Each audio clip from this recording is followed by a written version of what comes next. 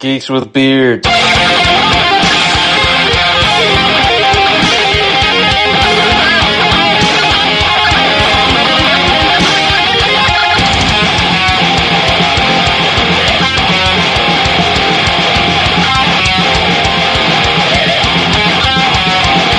Podcast.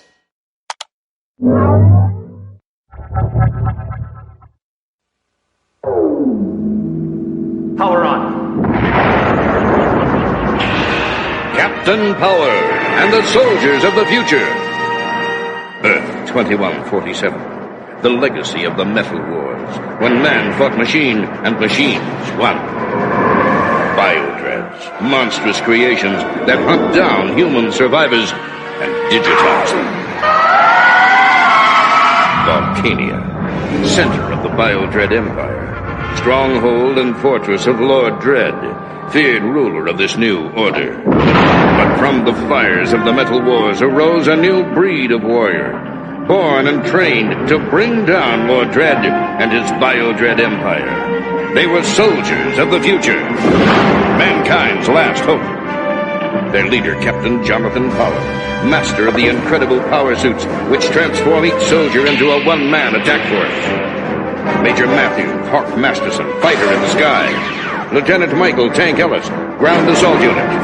Sergeant Robert Scout Baker, espionage and communications. And Corporal Jennifer Pilot Chase, tactical systems expert. Together they form the most powerful fighting force in Earth's history. Their creed, to protect all life.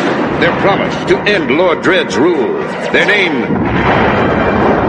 Captain Power and the soldiers of the future.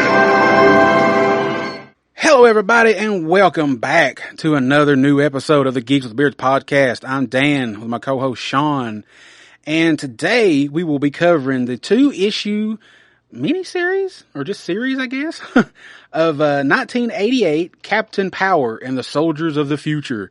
But before we do that, what's been going on with you, man? It's been a bit. Yes, I've been around the world. You have been around the world, man. Or at least around the country. Especially the Northeast. Yeah. We went to Washington, D.C., Philadelphia, New Jersey. We went through Connecticut, Maryland. We ended up going to Boston, Salem, and then New York. Yeah, man. How was Salem? Very touristy. More than you'd expect, yeah. A lot of the witch stuff or whatever, I guess. Yeah, because they do it up for that. And I guess around Halloween time is the best time to go. I was going to say, more than likely that's when the biggest attraction for that place would probably be at. Yeah, to me that's what it was. Hell yeah. Went to the Secret Stash. No Kevin Smith, though. He wasn't there, but I did get a signature. Sweet. Hell yeah, man. Then, yeah, I did a bunch of stuff like that. Entertainment-wise, I watched that Pee Wee Herman documentary you talked about. Yeah, what'd you think about it? It's good. And, let's see, we've been carrying on the Sailor Moon. How far are you guys into it right now? We're about halfway through season 1. Now, how far along was that show? Like, how many episodes was it? I don't know. I was going to say, if it was an anime, it could range anywhere from, like, 26 to 100 and something, if anything. Yeah, she bought the complete, like, regular series, so I'm not sure. It was, like, four boxes? Like, 4... Oh, I'd say it's probably at least almost 100 episodes then if it's that many discs, I'd say. I think so. For sure. Close to that, I'd say. And the way these are ripped, it just plays straight through, so you don't have to, like, select anything. Oh, gotcha, yeah. So, that part's pretty cool. Hell yeah, man. Started back on my Assassin's Creed, and I read a comic. It's always good when you can read a comic, as busy as you are, man. I was gone for 3 weeks, and I managed to read one comic. Well, yeah, but you weren't home for the 3 weeks, though, so. True. I did pick up a lot of comics along the way, though. Yeah, you went, besides going to the Stash, you also went to Midtown, right? Midtown Comics. Yeah. In New York City. New York City. It was cool. It was smaller than I expected, but yeah, I picked up an exclusive there, and then I went to a comic store in Philadelphia, too. That was really cool. Yeah. And I picked up a reprint of a comic we're going to cover later on. Sweet, sweet. was going to say, you've had a very busy, if you check some of the socials, our socials, and if you're a friend of Sean's, his personal socials, he posts a lot of pictures. He got a lot of monuments he saw, and it's really cool. Hell yeah, man. I'm envious. You got to see a lot of cool stuff, man, on your vacation. That's for sure. I feel like that meme where it says, I've seen a lot of shit. I've seen a lot of shit, and all I got was a t-shirt. Yeah. Something like that, yeah. But hell yeah, man, that's awesome. What have you been up to? Nothing like that. I just got some new comics in the other day. Hadn't read them yet. I only got 4, but I hadn't read them yet. Been watching just some Tubi. Been watching some more old Italian horror movies. Actually, while you were on vacation, I was asked to guest on a podcast talking about an old 80s Italian horror movie called Zombie 3. Okay. And the podcast was Old Man Brad.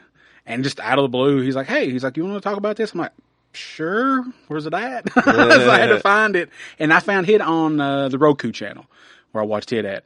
And it's, it's an Italian zombie movie. It's low budget. Most of the actors are dubbed or whatever. But it's fun. It's entertaining if you like that kind of thing. I like that. As far as like watching anything entertainment-wise besides that, No, I haven't really watched anything besides that, no. So, you've had the more exciting several weeks than I have, so. I will tell you, where you mentioned like that zombie movie, we went to a bar, and they were playing like B movies on the background on a projector. Oh, cool. With like music going on beside it. And it was like a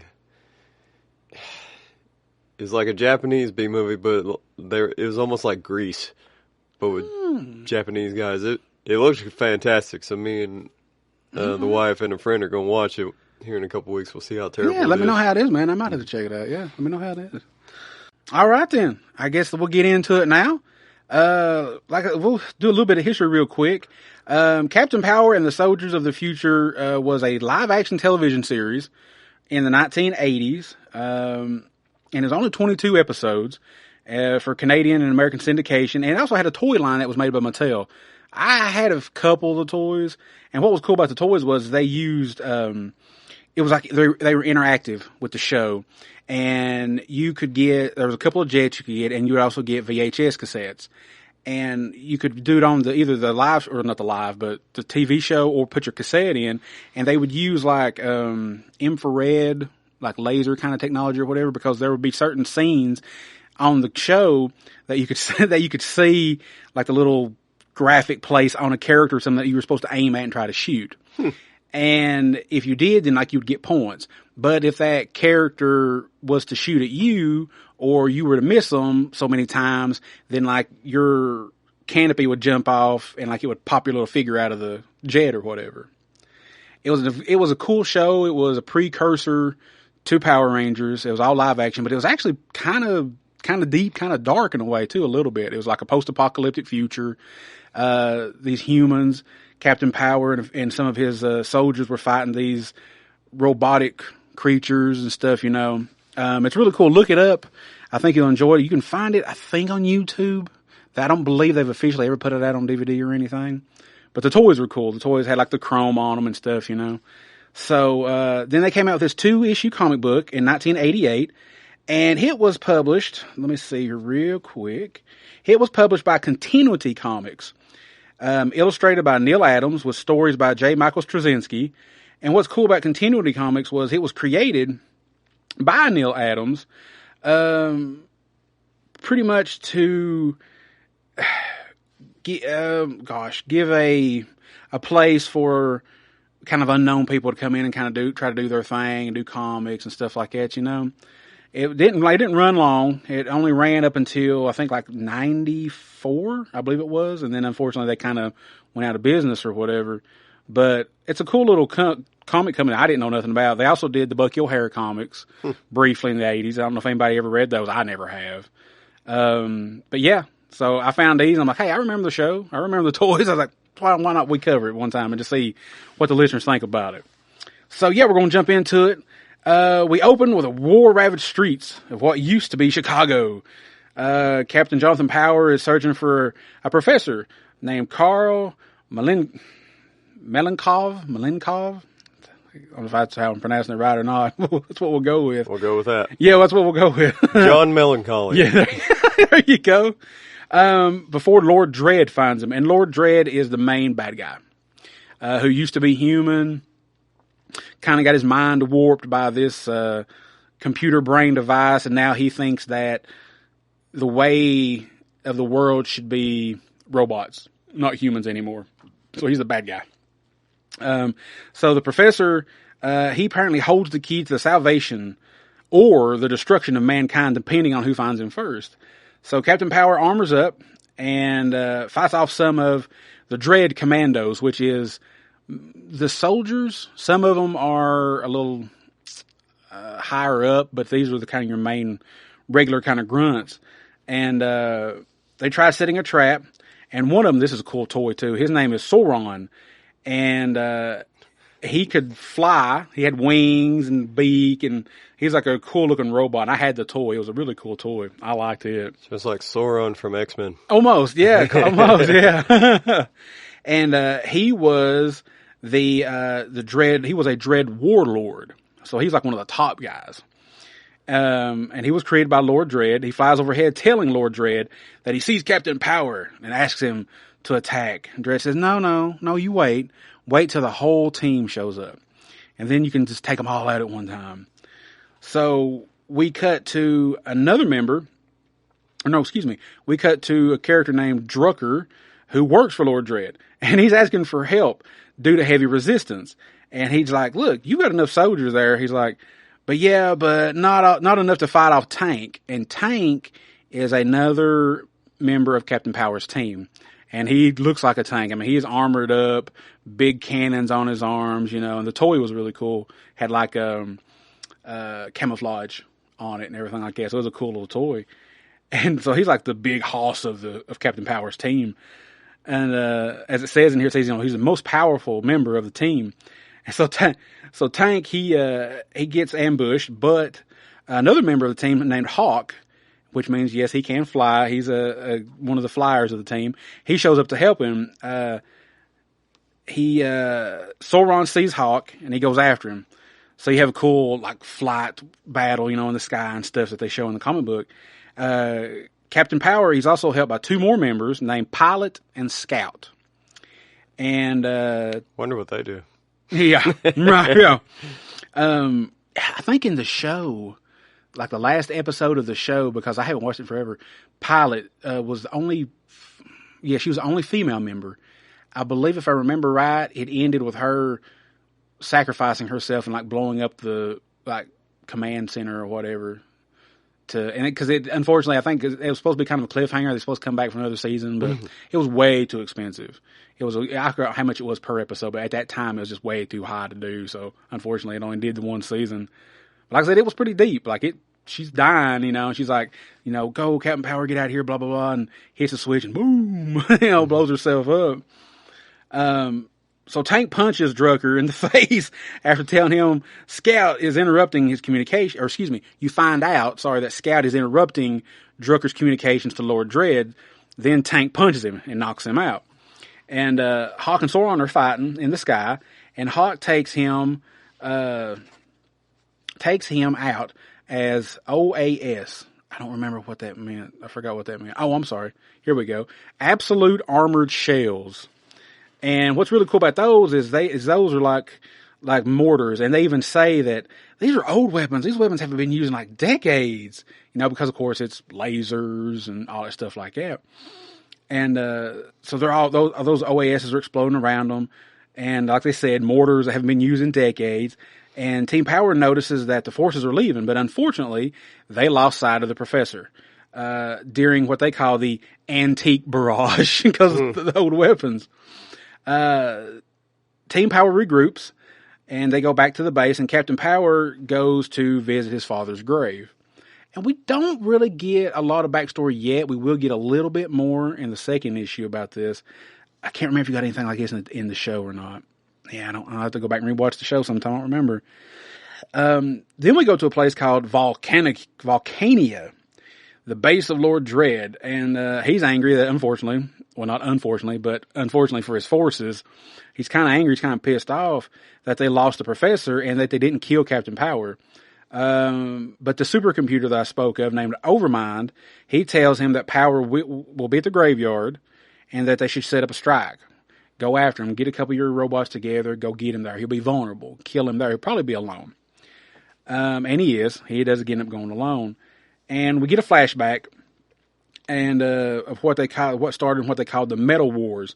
And what it was is humans created machines to fight their wars for them, thinking that, hey, if robots fight the wars, then we got to worry about humans dying. And it didn't work out that way. Didn't work out that way. They even had designated areas where they would fight their wars. You know, like... So it's like the Hunger Games. I guess, kind of. They'd send all the robots to a certain location. Yeah, it's like when these areas or these countries or whatever would get mad at each other, get pissed off, and they would decide to fight each other. Instead of sending human soldiers, they all built these robots. It's Mortal Kombat. Basically to do it. And they would have these designated areas away from civilians and stuff to fight their wars. And then, you know, I guess it would end eventually and they'd go home or whatever. But unfortunately, there was a battle that was going on. And on the third day of this one particular fight, the fight broke out in a populated area and killed like 30-something thousand people. It specifically gave a number. 37,000 people died in this attack. And the creators, they tried to do a ceasefire. You know, it's like in RoboCop with Ed 209, trying to hit that switch. Hit that switch, man. And it wasn't working. Like they just did not respond to like the kill switch, basically. And Captain Power's father, Stuart Power, and a man by the name of Lyman Taggart, created a machine to end the war. But it needed more testing, and the machine was Overmind. But Taggart disagreed, and he's like, look, it's ready to go now. We can't wait. You know, these robots are out of control. And Stuart Power said, look, no, we can't do it. We're not ready to do like human testing. Of course, you know, Taggart don't listen. Taggart hooks himself up to Overmind, and it warps his mind, and basically gives him control over the machines. And this is how Lord Dredd is created, because he is Lyman Taggart. And by hooking himself up to it, this is where his mind is messed with, and this is where he believes now that, oh, robots are the future of the world. Human beings need to be kind of like the Borg, like assimilated, turned into machines or whatever. It's the Terminator. Yeah, kind of, in a way, kind of. So we see also in the flashback that Captain Power's dad, Stuart, he creates a group of rebels to fight against the machines. And we see Jonathan, he's training. And then we see that Overmind is creating Sauron for Lord Dredd. He's the first creature that is created, the Warlord. Mm-hmm. And then we cut back to present time to Captain Power, and he's at the graveyard. And he's at his father's gravestone. He's talking to his dad about the recent battles and the professor, and you know that he's important and we've got to find him, but we've lost track of him right now, and they're afraid what's going to happen if Dredd gets a hold of him first. And we end the first issue with Lord Dredd telling Sauron where Captain Power will be. He's like, he's going to be at the graveyard, and he's like, I need you to lead an assault, and I need you to kill him. No hostages. He must die. I'm like, damn. You know, again, the show was deep, so was the comics. So. And take a break for just a second. The artwork, I forget the artist, unfortunately. I really like the artwork. Neal Adams? Was it Neal? Yeah. Okay, my apologies. I forgot to write that down. It was Neal. Okay. He was writing and drawing it, I believe, right? Okay. Yeah, I think so. Okay, my apologies. I forgot about that. Yeah. Man, we should have started out the podcast with that. We should have. Well, I mean, I mentioned Continuity Comics, yeah. But, yeah, I loved his artwork. Yeah. It was really good. Artwork is great in this. It is. And for it to be, you know, kind of violent stuff, of course, it is mostly human on robot battle, so I don't think you see much like blood or anything. You might see just a little here and there, but not a lot though. But yeah, the artwork's amazing. I love it. So we get back into it and we open on a battle between the human soldiers and the robots. a soldier's running and yelling, "It's coming! It's coming!" And they're like, "Wait, what? What's coming? What are you talking about?" And then you see Sauron. He's flying overhead. And they're like, "What the hell is that? We don't know what that is." And they're scared to death. The humans, they're holding their own in the war. I think this is the flashback, if I'm not mistaken. They're holding their own. But then now that Sauron is here, it's kind of tilted it a little bit more toward Lord Dread's side now, because they've got a flyer. He's a little bit more powerful than the other robots are, at least of that time. And we get back to what is known as the human resistance. This is the people that Stuart Power created, and Hawk. They get a transmission about Sauron and that they're losing soldiers like fast. Like Sauron is just boom, boom, boom. He's just taking them out.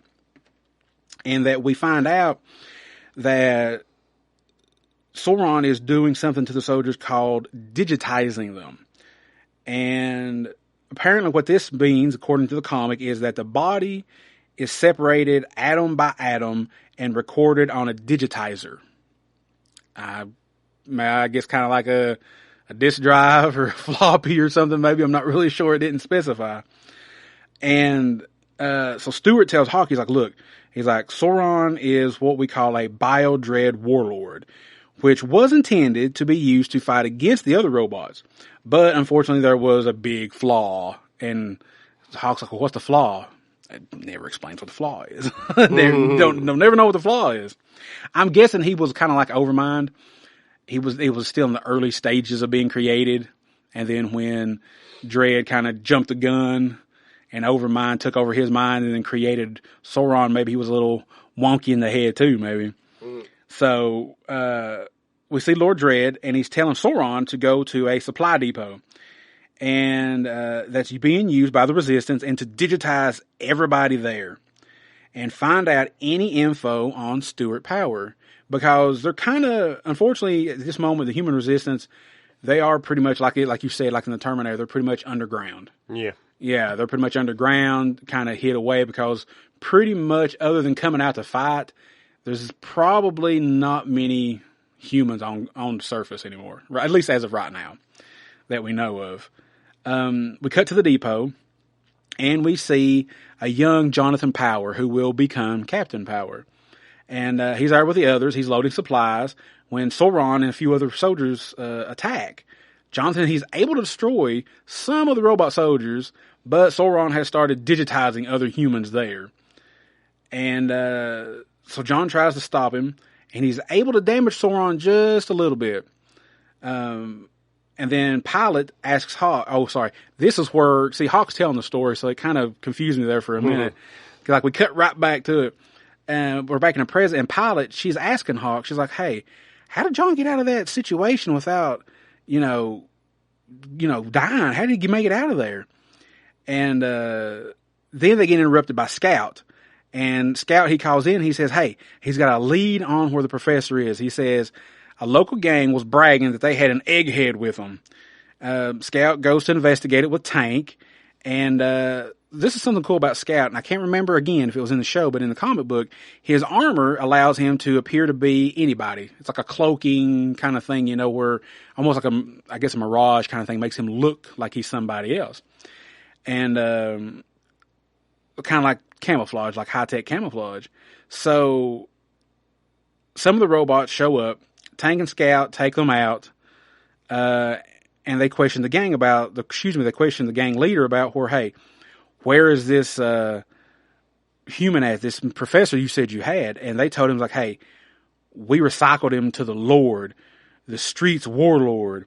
And Scat tells Hawk, he's like, look, you guys need to find out where the professor's at. Find out any more information from this gang, who this guy is that they recycled him to, find out, if he's still alive or not. We need to find the professor. It's important. And so then Hawk goes back, and he continues his story to Pilot, and says that Sauron took John to Volcania, and that his dad was unaware of it, and continues to work on the power suits. And which have different powers depending on the wearer's special ability. Which, of course, like I said, Hawk would be the flyer. Tank would be, he was kind of like the heavy gunner or whatever, so he got the big, strong suit, And I'm guessing Scout must have been maybe like, intelligence or something maybe, or as his name says, scout. Maybe he was a scout, so he's had to do the camouflage to get into these places and stuff, reconnaissance and everything. So we see Stewart. He gets a call that Dredd has captured his son and that he will release him only if Stewart surrenders to Dredd. And Hawk returns to find that Stewart is gone, and the computer tells him where. And basically, he leaves a note saying, I don't expect to get out of there alive. I don't think Dredd's going to let me out of there alive, but I've got to go. I've got to do whatever I can to save John. And again, the power suits that Stewart has created are not completed. They're not really perfected yet. I don't think they've been tested. But Hawk doesn't have a choice. He's got to put one on. So he reluctantly puts on his power suit. And even though it's not been fully tested or made safe, he's got to try. He thinks he's got to try this to try to go save Stewart and John. But he gets a big super burst of energy, and he says, "Acid is shooting through me. I can't control my muscles." And then he falls to the ground. I'm just like, ooh, I don't know. Then we see Sauron. He brings John to Lord Dredd, and he tells him that he is a bargaining chip, and after he's done, he will be digitized. And John's like, son of a bitch. I gotta get out of here. He sees his dad flying toward Volcania.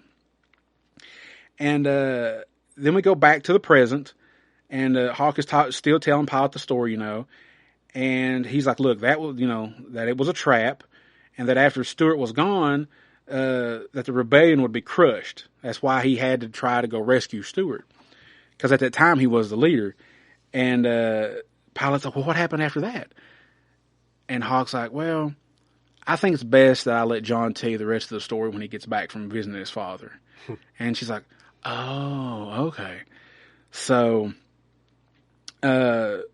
we get to see John again, and he's at his father's tombstone, like we've seen at the beginning of the issue, and he's kneeling at his father's tombstone. And then we see that I think he's another warlord. It doesn't say it, but I think he's supposed to be another warlord. His name is Blastar. I had this toy too, and this is a cool one. He's got like tank treads for feet, and of course he's got like a big freaking cannon, like weapon and everything. He's cool looking. And he shows up, and he attacks John. And we see that he's beginning to actually digitize John, like he kind of snuck up on him. And he digitized him, and because unfortunately, it's weird because the one time when we see him at his father's grave, he's got his power suit on. But this time, I don't know if maybe Neal forgot or something, I don't know. He didn't have his suit on, which I don't know. The way this world is up top, I think I'd always have my power suit on if I have it with me. Sure, yeah. But the apocalypse. Yeah, basically, man, yeah. But unfortunately, he doesn't have a suit on, and Blastar catches him by surprise. And he attacks him, and when like I said, he blasts him, he starts to digitize him. And that's pretty much, it's a cliffhanger ending right there. We just see Blastar standing over John. He's blasted him. He's starting to digitize, and John's kind of just like, oh shit, basically. And that's how the comic ended. And we never got anything else about it. There's only 2 issues they ever made. That's it, like completely? That was it. Far as my research, 2 issues, and that was it. It's said to be continued. Yeah, never did. It never did. Unless something, again, and see, the show ended, like I said, with Pilot sacrificing herself, to save John and the rest of the people because they were getting overrun by the robots. Unless I missed something when I was trying to look it up, I didn't find any other comics that were made. Only these 2 is the only thing that I found. And I was a little upset about that too, because like you said, it said to be continued, and as far as I know, they never made any other comics but these 2. It's the only ones they did. So yeah, I liked it. It's quick. It's cliffhanger ending. It kind of pissed me off a little bit. I wish they would have been able to do more. Again, my research, unfortunately, I didn't look into it real deep, but for whatever reason, it was only had 2 issues. It was, like I said, it was quick. The TV show was only 22 episodes. The toy line, I think, might have had a total of 10 figures, maybe with a couple of vehicles. It's just, unfortunately, it wasn't the right time, I guess, for that level of a show that they were trying to create. Because, again, like I said, I'm assuming it was pretty expensive to make for syndication, so. But yeah, I liked it, even though it was kind of scatterbrained as it sounded to me to reading it off here and talking about it. I enjoyed it. What did you think about it, man? The artwork was great. Yeah. Which he's always great. Yeah. I'd say writing-wise, could have been a little bit better, but where he was doing both, I'll give him a little bit of a pass. And I think, like I said, I believe Straczynski also did a little bit of the writing in there at some point. Maybe he outlined a little bit of the story or something. Maybe. I didn't see his name on it when I was looking, but they could have just not credited him too in there. That's possible, yeah. Story-wise, I would say it has a lot of potential. Maybe the cartoon's better. But comic-wise, it felt like he just threw in a bunch of stuff. And I wish he would have had more original names. Yeah, but I mean, pretty much the names are from the show, and I think the show probably was still going on when they did these 2 issues, I believe. Okay, well, in that case, because the show came first, right? Yeah. Mm-hmm. And it was he didn't write the show. Or I don't believe he had anything to do with the show. No. See, that changes my perspective a little bit because he's just adapting it. Yeah. Okay. Yeah, like I said, again, it was 22 episodes. I haven't watched it in, God, it's probably been 20 years, and I've said that 100 times before, but that's really true. But no, I think he just did the comics. I don't think he had anything to do with the live-action show. That was actually a brainchild of Gary Goddard, and if people remember his name, he was the one who was behind doing the live-action Master of the Universe movie. That explains everything. So he decided, he's like, you know what, I want to do a TV show, kind of like a kid's TV show or whatever like that. And a lot of people said it was really ahead of its time. And I can kind of see that. And they were using the early, like I said, like the early laser, kind of like laser tag technology and stuff like that. It didn't work that well. It didn't work too good with the toys, and I think that hurt toy sales. Because the action figures actually were about almost G.I. Joe size. And they're really cool toys. And the concept was really cool, but it just, unfortunately, I think it was just something that just didn't work out that well. So, but. Good in theory, but terrible. Yeah, and I'm not going to say the show's bad, because a couple episodes that I did rewatch before we did this, I enjoyed it. The acting's not the best in the world, but it was a TV show at the time in the 80s, so late 80s. So, but yeah, let's see. It was created by Gary Goddard and Tony Christopher, and it was developed by Mark Scott Zicree, with J. Michael Straczynski becoming de facto head writer of the TV show. Oh, yeah. For those not familiar, he was a big Marvel writer. He wrote a lot of Spider-Man. He did a lot. He would go on to do a lot of TV as well, didn't he? I think he did like Babylon 5 and stuff like that too, if I'm not mistaken. It says here it was illustrated by Neal Adams, with stories by J. Michael Straczynski, who was also the series story editor, writing this is the TV show, writing half the episodes and providing stories or outlines for many more. So Neal Adams wrote the TV show as well? No. He just illustrated the comic book. Oh, okay. Straczynski's the one who worked on apparently both. Both, okay. He apparently worked on both a little bit, yeah. Okay. I could see that style in there, but I think if it went longer than 2 issues, I think it would have probably captured you better, and I think it would have captured a lot of people better, because it did just get left on a cliffhanger. It's like, well, what happened to the professor? Mm-hmm. Well, I mean, I didn't hate it. I liked certain aspects of it, but I also was under the impression, I guess I just assumed this came first and then the show came after, Yeah. Oh, yeah. It's different when you think of it as a adaptation of a show. Oh, yeah. Because then it gets... Yeah, no, the show ran from 1987, September of 87 to March of 88. So the comic would have come, almost toward the tail end, but I think the show was probably still going at the time. It doesn't say specifically when in 88 the comic came out.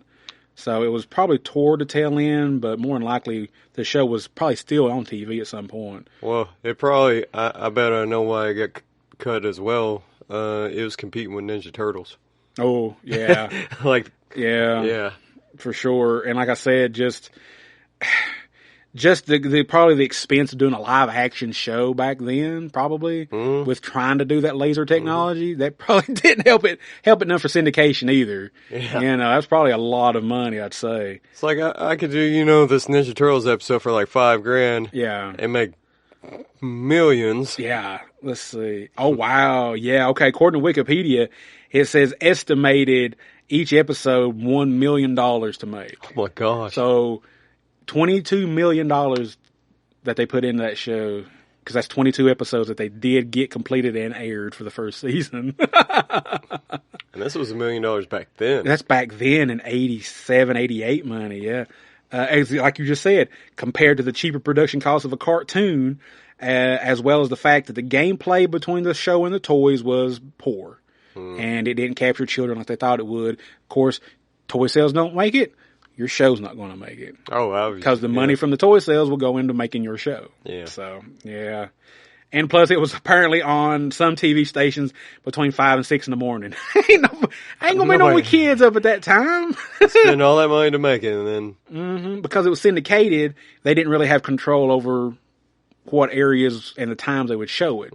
So the stations kind of had that control, So yeah, I mean, I'm rambling. I apologize, listeners, but yeah, like I said, it's good, and I'm glad that I picked it up. I only paid $1 for both comics. I'm glad I picked it up. You got a good deal on that. I did, man. Flea market finds. Yeah, because I looked it up.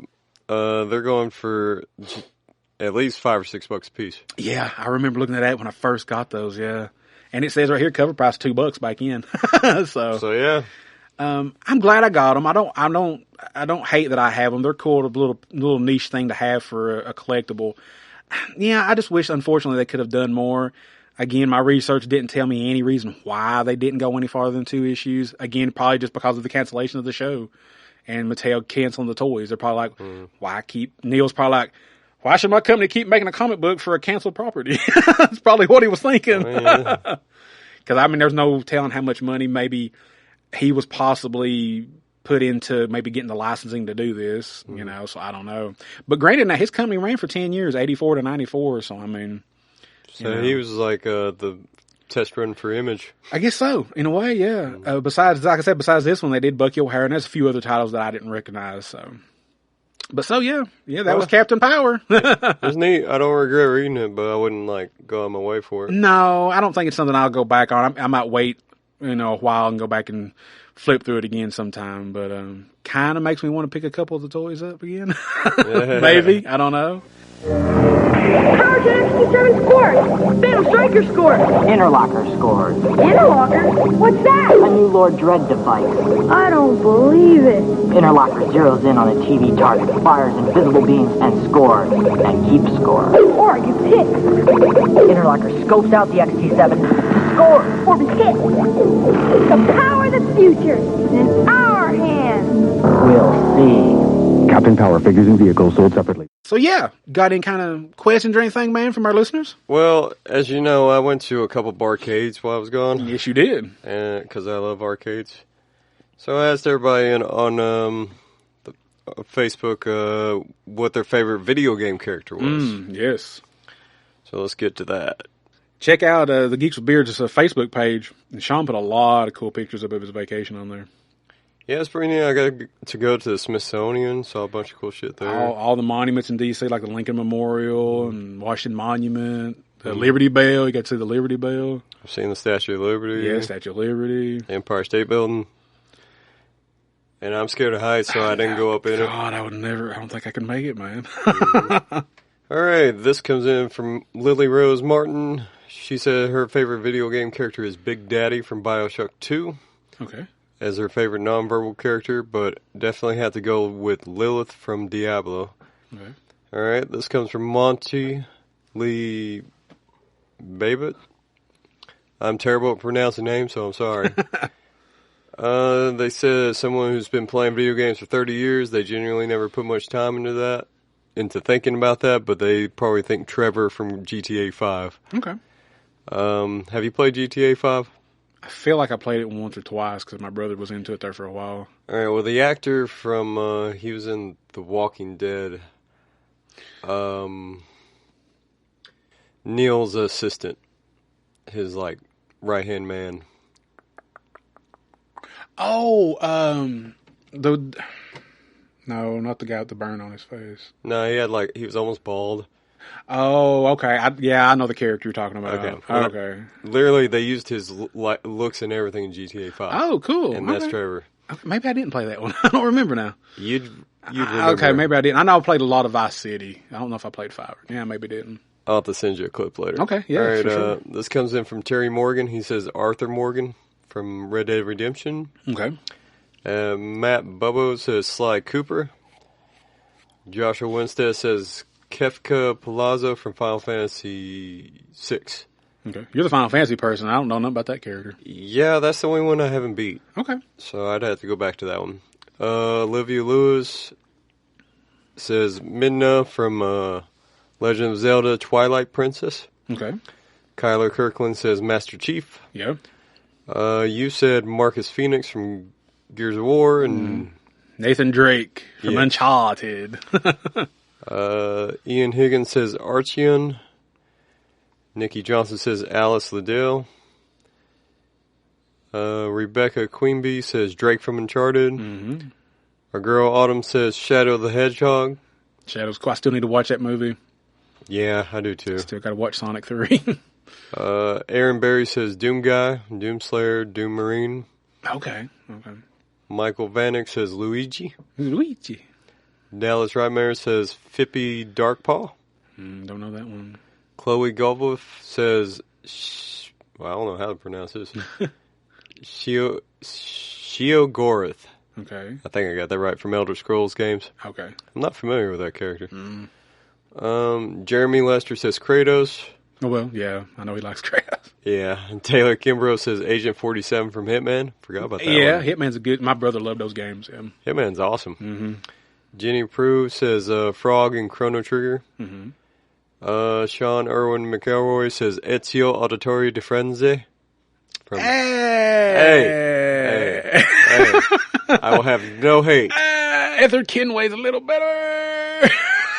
He's pretty awesome. Edward Kenway's pretty cool. Those are from Assassin's Creed. Yeah. Mm-hmm. Lindsay Chanley says her uncle Jack Klatz is the actual voice for Luster in Grand Theft Auto. Oh. I was like, that's pretty cool. Cool, okay. Adam Pitt says Earthworm Jim and Conquer. Yeah. Cool. Love Conquer. Earthworm Jim's a fun game, too. Sean L. Wallen says Morgan from Darkstalkers.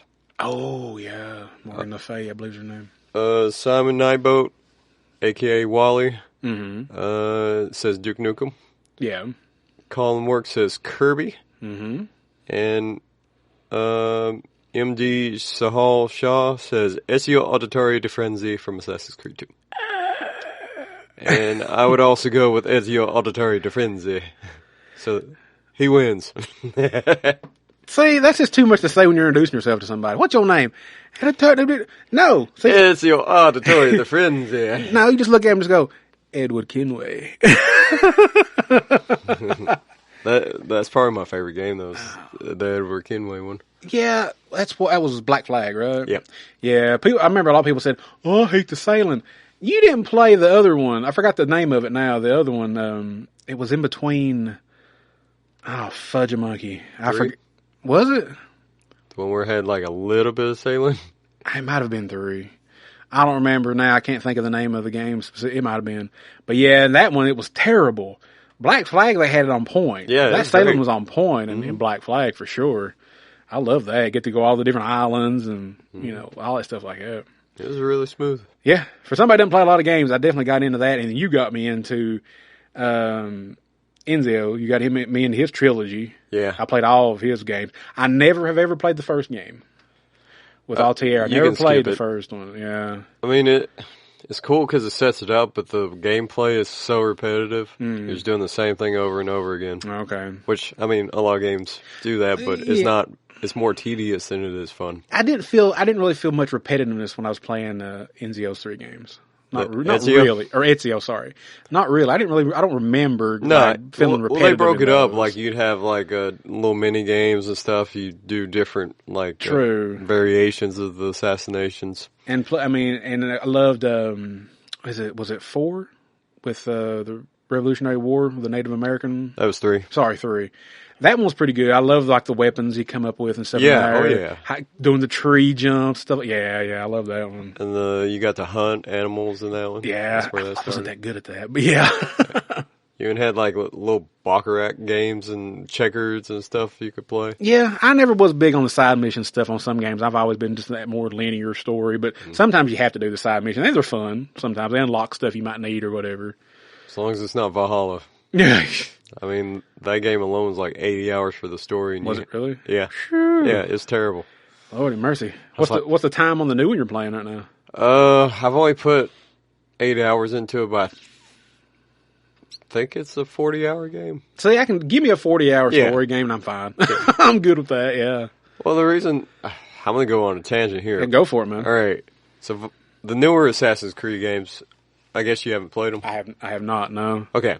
They're more role-playing games than they are what the Black Flag and all the previous ones were. Okay.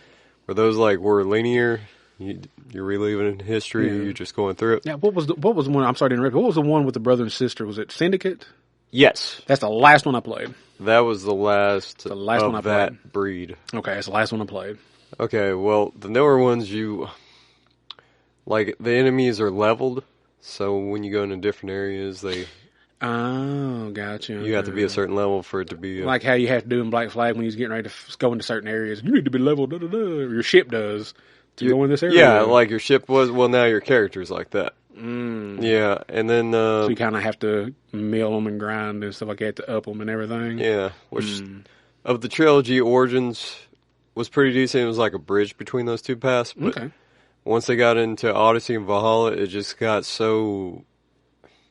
It was less focused on the assassinations, and just you can just go up and beat people down and stuff. Which takes away from it in a way, though. It does, because it's called Assassin's Creed. It's supposed to be a stealthy type of game. Yeah, that's what I loved about them, man. Yeah. That's my main complaint. The second complaint is all the freaking dialogue choices. Okay. As in the voice actors, or just them speaking the dialogue, or actually how it was written? Both. It's annoying because you have to do it, because you're reliving memories. You shouldn't be choosing what to say. Oh, okay. So somebody says something to you or asks you a question, they give you options of how to answer it. Oh, okay. Which some games are cool like that, like Fable. You make choices, it affects your outcome. Those Telltale games was like it when I played Batman and stuff. Telltale. You had choices, yeah. The Batman Telltale games were phenomenal. I love those. Those. So anyway, yeah, you gotta go through all these different choices, and it doesn't really matter that much. There's 2 or 3 that do, but it defeats the purpose of the story. You're just reliving the story. Yeah. I wonder why they went that direction with the Assassin's Creed franchise. They're just wanting to make it an open world sandbox game. Kind of like Fallout or Red Dead Redemption or... Do you think, as you being a big fan of the franchise, do you think your feelings are shared by other Assassin's Creed fans, you think? Okay, Star Wars fans and Assassin's Creed fans are the most toxic, and wrestling fans are the most toxic people you'll ever come across. I agree with the wrestling part for sure. And, see, I'm not as big into Star Wars, but I do see a lot of videos and stuff like that, so I can agree for sure, yeah. Well, before the sequel trilogy came out, you had the people that loved the original, you had the people that kind of put up with the prequels. And then once the sequels come out, hey, the prequels are not bad.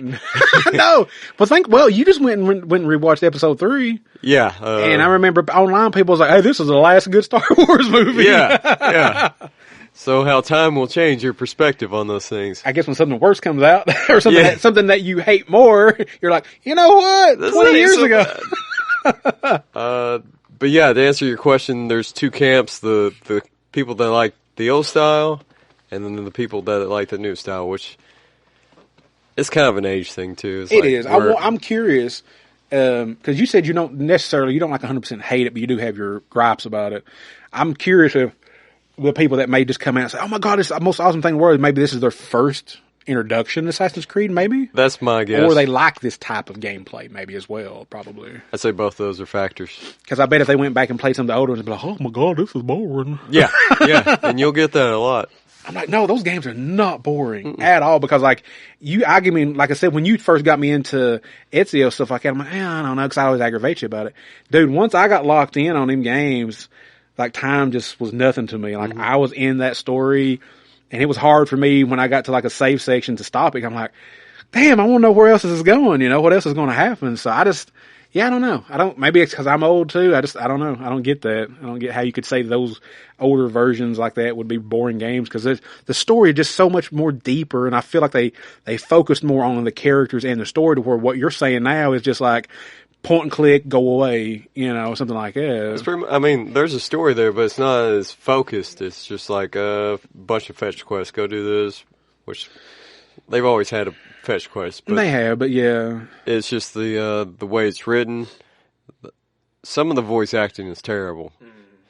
And even the visuals, they may look better as far as like graphically, but the models, they almost look more fake than the original ones. Really? To me, in my opinion, that's what it looks like. That would be kind of bad that they've kind of cheapened the games. Well, where they've made it so like open world, like they focus less on the narrative and the See, I don't think I would enjoy these newer ones. Then I don't think so. I don't think I'd like them.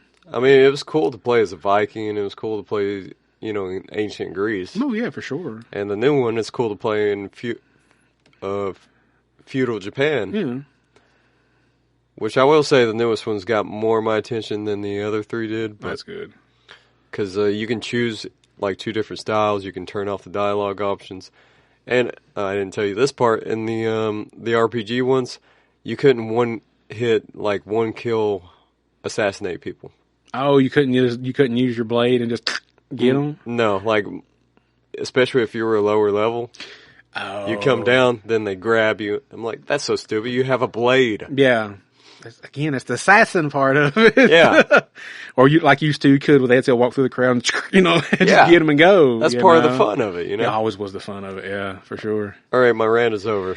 I'm happy to hear about it, man, because I've been out of the loop. I'm not the biggest gamer in the world. You play more than I do. Like I said, Syndicate was the last thing I played, and I don't even think I even finished that game, so. At some point, we will be reading some Assassin's Creed comics. That'd be really cool. That'd be really cool to get into. I'll have to dig out my Edward Kenway figure and bring it in and show it off sometime. That'd be cool. This is Captain Power. I'm closing in on Dredd.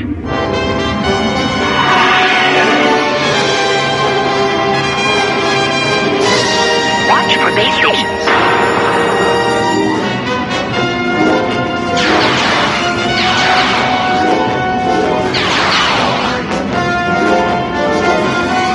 Visibility down.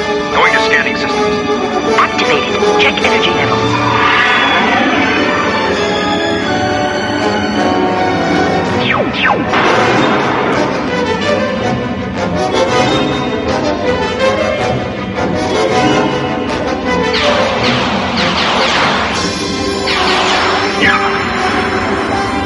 Check power levels. We took a few hits, but we've still got plenty of power. Energy systems full. Hold on. I'm gonna blow this baby.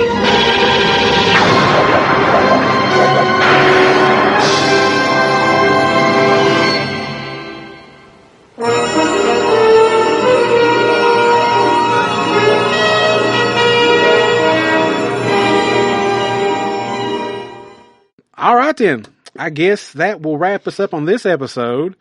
Next episode, oh my gosh, we are so excited about this.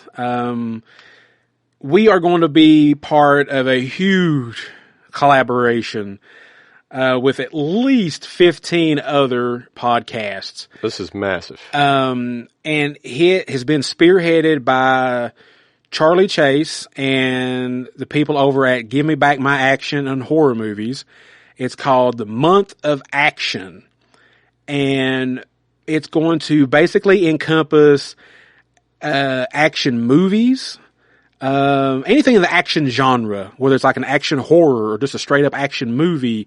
Me and Sean, we're going to cover a comic adaptation of an action movie. Should we tell them now what we're going to cover or surprise them? No, let's tell them. Okay. So they can watch it with us. Yeah. We are going to be covering the 1994 comic adaptation, DC Comics, of Demolition Man that starred Sylvester Stallone and Wesley Snipes. Amazing movie. The comic's really good too. It's really, really good. It's not a pretty much frame by frame, translation. There is some added stuff in here that was not in the movie. So it's a great companion piece to the movie. But yeah, oh my God, this is just going to be so great. We're so, honored and thankful that we got asked to do this. Like I said, I think we might be the only comic book related, podcast in the month of action. Most of them are going to be movie related, I believe. There's going to be Play for Keeps, and they're going to do, some toy reviews I'm assuming based on action movies or just action figures in general. That'd be cool. So yeah, it's going to be the whole month of July, the whole month. And, when we record that episode and when, it gets ready to drop, we will be tagging, all the other podcasts in there. That way, if you guys want to go check them out, and I highly recommend, because I've listened to at least 1 or 2 episodes of every one of the podcasts that are on this, and they're great. And like I said, if you like movies, I think you'll love them. But yeah, so that's going to be, it's going to be awesome. I think it's going to be a great episode, I think, for us, man, for sure. I'm excited for it. Because Sean, he loves the movie. Mm-hmm. I love the movie. I actually just bought it at the flea market not long ago on DVD. So, pop that sucker in and watch it one more time. And we're going to do the comic books. First time I ever read these. And I was actually surprised about some of the stuff they added in there. I'm like, okay. I don't know if maybe it was like, I'm going to do some research. I don't know if it maybe was some stuff from maybe early scripts that they just took out, or if it was just something original that they did for the comics just to pad the comic out to make it 4 issues. I don't know. All right, I need you to go into detective mode. I'm going to do my best. I'm going to see if I can find anything else about this comic. Right now, I haven't really found out anything. I will say, the artist, and I will definitely have the name of the artist in my brain for this, the next episode. The artist did really good at capturing Sylvester Stallone and Wesley Snipes likenesses and, Sandra Bullock's likenesses, in the books for sure. That's cool. Yep. So, all right. That's going to wrap us up for this episode. It's a little long-winded, but hey, that's what we do sometimes. But Dan. But what? I got one important question for you. I done had 2 bologna sandwiches for breakfast, but I'll eat something else. Next. Okay. People who want to get in contact with us, what do they do? Yodel? You could yodel. Oh, you get on that little machiney thing called a computer or cell phone and you type in our name.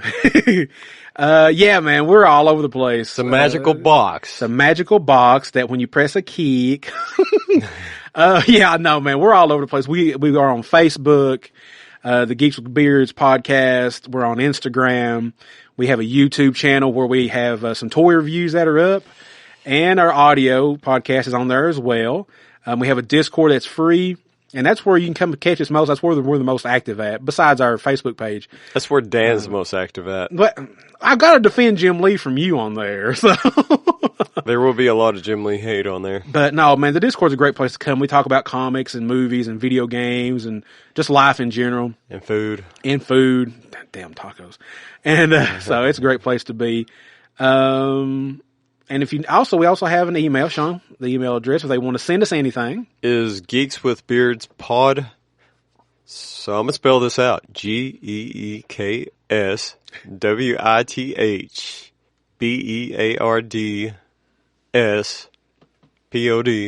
not the band, at gmail.com.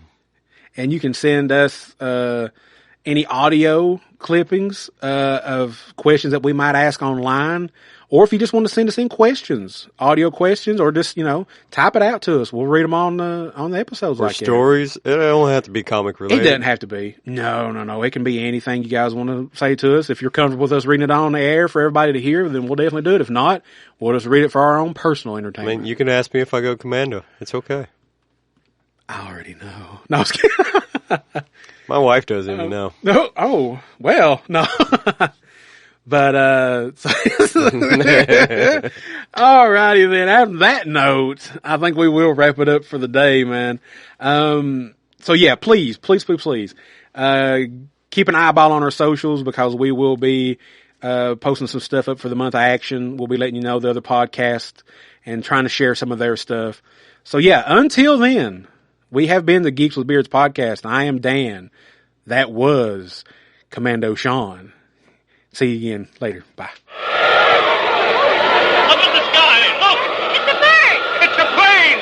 It's... Geeks with Beards.